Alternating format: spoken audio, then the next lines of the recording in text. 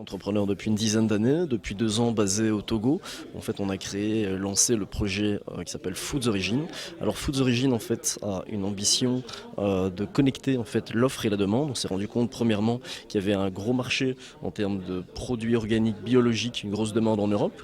Deuxième chose dont on s'est rendu compte, c'est qu'il y avait une grosse offre avec des producteurs qui avaient un certain savoir-faire sur l'Afrique de l'Ouest, mais qui parfois manquaient de connaissances et de knowledge pour aligner en fait la qualité des produits et le processus de production des produits sur les standards internationaux.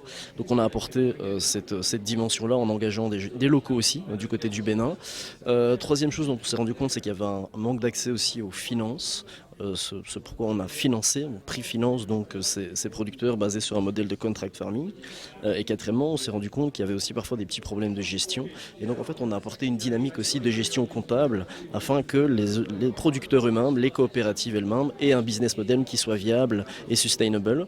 Et donc on en a fait un business model complet qui est donc la résultante, le projet Foods Origin. Aujourd'hui, j'ai eu le plaisir de partager cette expérience, comme j'ai parfois l'occasion de le faire. Mais c'est toujours un peu le but et la possibilité de montrer les choses telles qu'elles se passent très concrètement d'un point de vue entrepreneurial sur le terrain.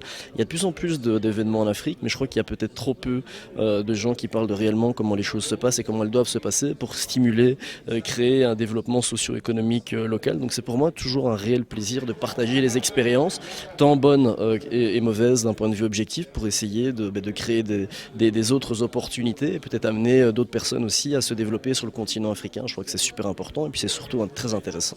Mais je crois que, peut-être pour faire une conclusion et mettre un point de départ à toute personne qui a envie de se lancer en Afrique, je crois qu'en Europe et en Occident, d'un point de vue général, on a l'habitude en fait d'être dans des cadres, dans des contextes qui sont peut-être trop légaux, qui sont peut-être trop formels. Et en fait, en Afrique, c'est avant tout, c'est un savoir-être. Et je crois qu'à partir de là, une fois qu'on a compris ça et qu'on comprend et qu'on se positionne correctement, je crois qu'on peut faire de grandes choses. Et à n'en pas douter, au-delà même de l'aspect business, les gens sont incroyables. Moi, j'ai découvert une réelle passion aussi pour le continent et pour les gens qui y vivent. L'amabilité des gens, c'est la possibilité aussi d'être vrai sur le côté humain. Donc c'est la possibilité et de faire des affaires, mais aussi de s'y retrouver sur l'aspect purement humain.